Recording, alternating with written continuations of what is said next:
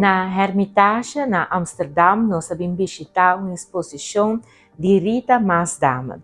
Rita é arabiano de descendência de Suriname que a percorrer para trazer uma quantidade de popchi den qual ela conta a história de esclavitud que tinha dentro do reino holandês.